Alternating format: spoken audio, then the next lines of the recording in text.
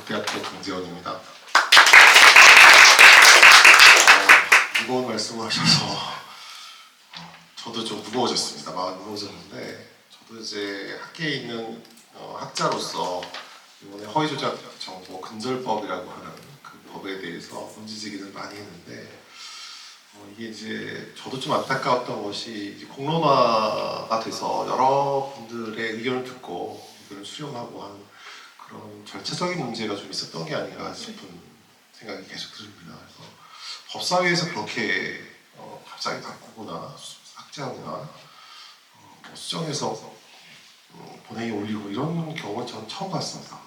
법사위는 충돌된 경우, 법 체계에서의 충돌 문제를 다루는 곳이지 조항에 대해서 삭제하거나 수정하거나 그런 경우는 저도 한 20년 정도 계속 보았는데 거의 없었던 거, 자꾸 정도 좀 잘못된 오류를 수정할 정도로 알고 있지만 이렇게 삭제를 하는 경우는 처음 봤습니다. 그래서 되게 놀라웠다라는 말씀을 좀 드려봅니다.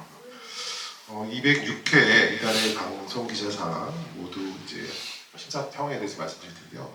36편이 이제 출품이 돼서 4편이 수상작으로 결정됐습니다. 취재보도 부분, 기획보도 부분에서도 한 회사가 수상을 했고요. MBC가 수상했습니다. 또 게다가 지역 취재보도와 지역 기획보도 부분에서는 역시 MBC 강원 영동, 그래서 이게 4편 모두 MBC에서 출품한 작품이 수상을 했습니다. 그래서 저희 심사위원 분들과 저도 저희 심사위원장이었는데요. 이걸 어떻게 이렇게 해도 되나? 라는 생각을 하면서 논의를 해왔는데요.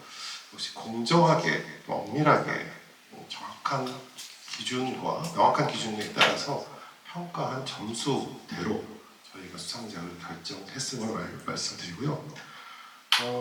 물론 심사위원분들 중에 소속되어 있는 사에서 출품한 작품에 대해서는 심사위원분들이 이제 제척 사유가 돼서 회피를 하셨습니다.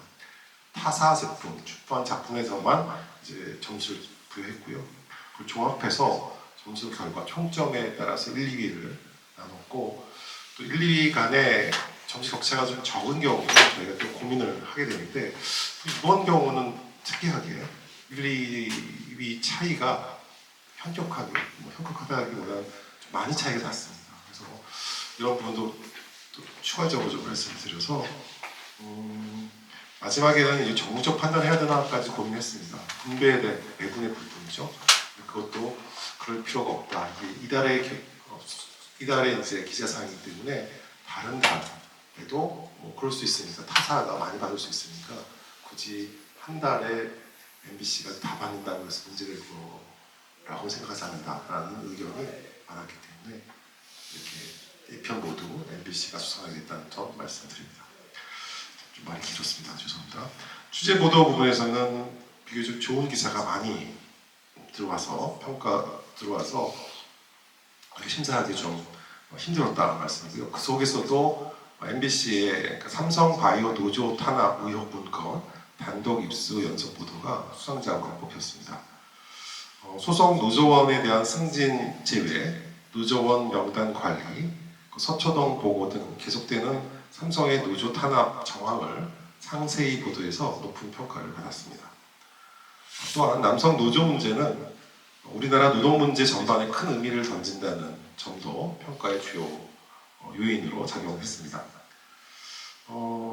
조금 점수 차이 났지만 JTBC의 김건희, 박성재 텔레그램 연속 보도도 김건희 수사를 무마하기 위한 윤 전 대통령 부부의 검찰농단 전횡을 적나라하게 보여주는 등 좋은 평가를 받았지만 수상에 이르지는 못했습니다. 저도 이제 개인적으로 삼성에 대한 이게 약간 정치 권력도 말씀하셨지만 자본 권력이잖아요. 광고주잖아요. 삼성을 건드리는 게 쉽지 않았을 텐데 참 대단하다 이런 생각을 했습니다. 두 번째 기획보도 부분에서는 MBC 5.18 기업론 성폭력이 선정됐습니다. 취재가 쉽지 않은 주제임에도 특히 이제 피해자분들이 직접 얼굴을 공개하기가 좀 쉽지 않았을 텐데도 취재원의 노력, 인터뷰를 땄다는 데서 취재원의 노력이 돋보였습니다. 피해자들의 증언 후 국가의 불법 폭력 심각성을 직접적으로 보여주는 등 파급력이 높았고요. 현대사의 큰 사건인 5.18 민주화항쟁 관련 여전히 남아있는 과제를 잘 다루었다는 평을 합니다.